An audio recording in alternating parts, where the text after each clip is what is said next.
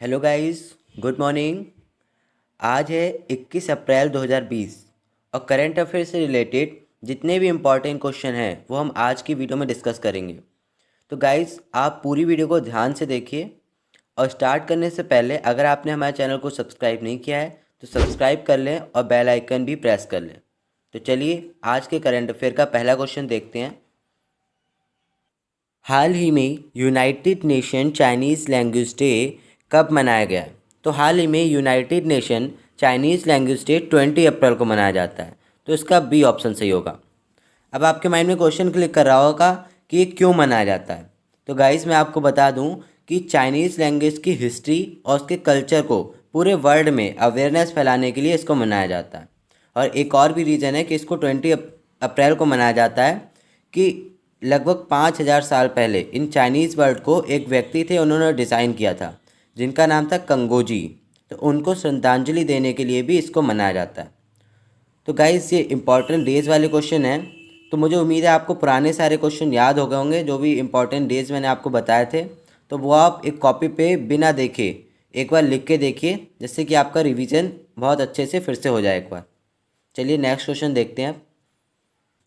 हाल ही में Moon Jae इन किस देश के फिर से राष्ट्रपति बने हैं? तो हाल ही में मून जे इन दक्षिण कोरिया के, इसका बी ऑप्शन सही होगा।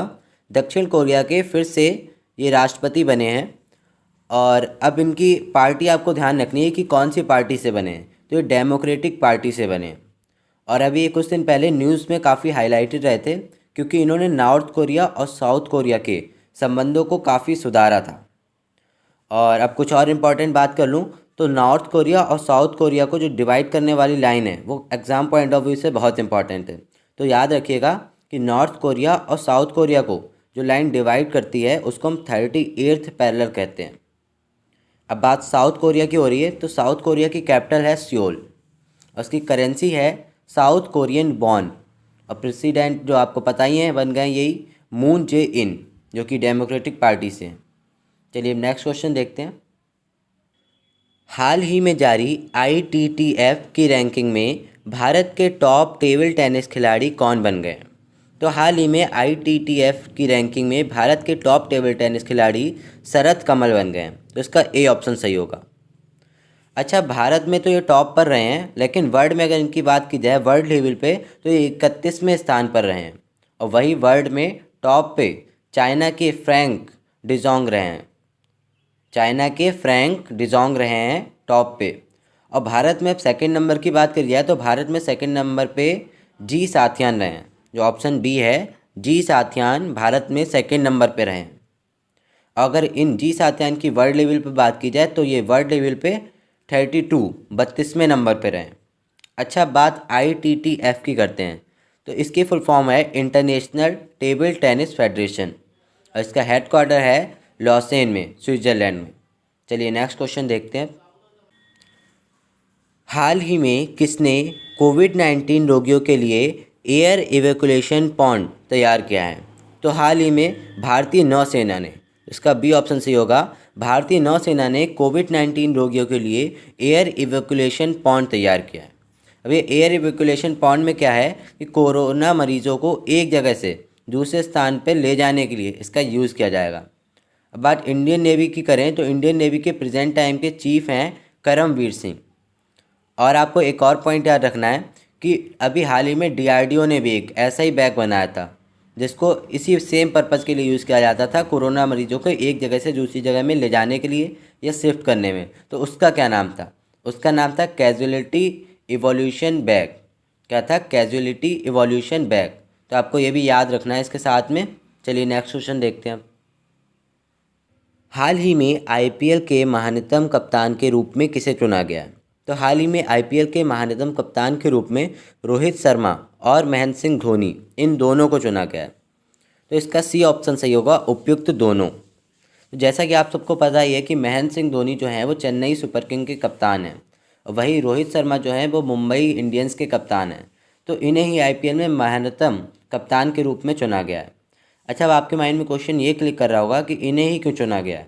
तो इन्हें इसलिए चुना गया है क्योंकि महेंद्र सिंह धोनी के नेतृत्व में चेन्नई सुपर किंग 3 बार विजेता रही है और वहीं रोहित शर्मा के नेतृत्व में मुंबई इंडियंस 4 बार विजेता रही है, तो इसीलिए इनको चुना गया है।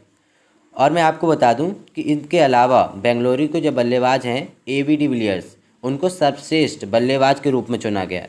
और वहीं मुंबई इंडियंस के जो तेज गेंदबाज हैं मलिंगा, उनको सर्वश्रेष्ठ गेंदबाज के रूप में चुना गया है। और चेन्नई के जो ऑलराउंडर हैं शेन वॉटसन, उन्हें सर्वश्रेष्ठ ऑलराउंडर के रूप में चुना गया। तो आप ये भी जो फैक्ट्स मैं एक्स्ट्रा आपको बताता हूँ, ये भी आप याद रखिएगा। चलिए नेक्स्ट क्वेश्चन देखते हैं। हाल ही में SBI ने 2021 के लिए भारत की GDP ग्रोथ कितना रहने का अनुमान लगाया। तो हाल ही में SBI ने 2021 के लिए भारत की GDP ग्रोथ 1.1% रहने का अनुमान लगाया। तो इसका C ऑप्शन सही होगा। और गाइस कुछ और फैक्ट्स हैं जो भी मैं आपको रिवाइज़ करवा दूं, जैसे कि फिच रेटिंग ने भारत की GDP ग्रोथ 1.8% रहने का अनुमान लगाया। वहीं IMF ने मतलब इंटरनेशनल मॉनेटरी फंड ने 1.9% रहने का अनुमान लगाया। वर्ल्ड बैंक ने 1.5 से 2.8% रहने का लगाया। UN ने 4.8%, ADB ने 4%, इंडिया रेटिंग ने 3.6%, S&P यानी स्टैंडर्ड एंड पुअर्स ने 3.5% रहने का अनुमान लगाया। तो गाइस ये मैंने आपको कुछ अपडेट कराए हैं और ये अब तक के बिल्कुल अपडेट हैं, इनमें इसके बाद से कोई भी चेंज नहीं हुआ है। चलिए अब नेक्स्ट क्वेश्चन देखते हैं।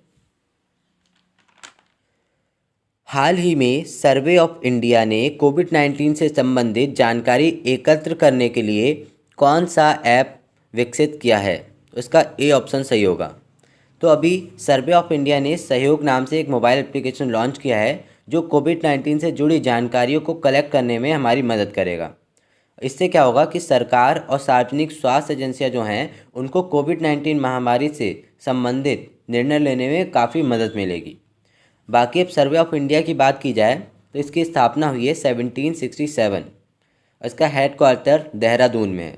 अब इसकी स्थापना 1767 में हुई है, तो यह भारत का सबसे पुराना वैज्ञानिक विभाग है। तो आपको याद रखना है कि भारत का सबसे पुराना वैज्ञानिक विभाग कौन सा है। तो भारत का सबसे पुराना वैज्ञानिक विभाग है सर्वे ऑफ इंडिया।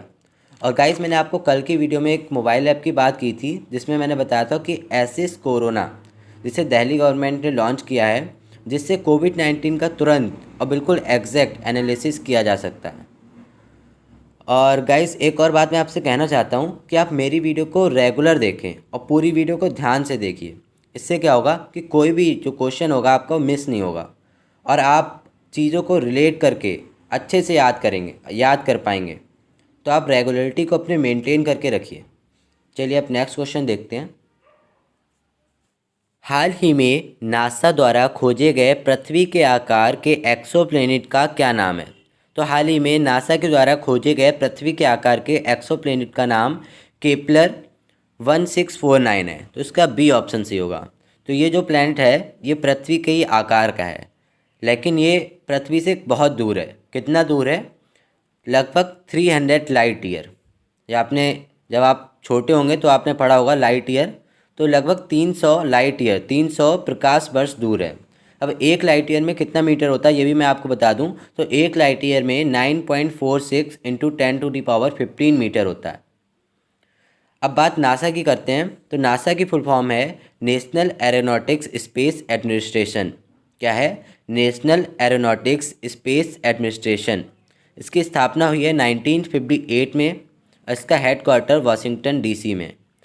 अच्छा, अब नासा ने अभी थोड़े दिन पहले एक और मिशन लॉन्च किया था जिसमें सूरज का अध्ययन करना था। तो वो कौन सा मिशन था? तो वो मिशन था सनराइज मिशन, SUNRISE। तो ये आपको याद रखना है। चलिए अब नेक्स्ट क्वेश्चन देखते हैं। हाल ही में किसे केनरा बैंक ने OSD यानी ऑफिसर ऑन स्पेशल ड्यूटी के पद पर नियुक्त किया है।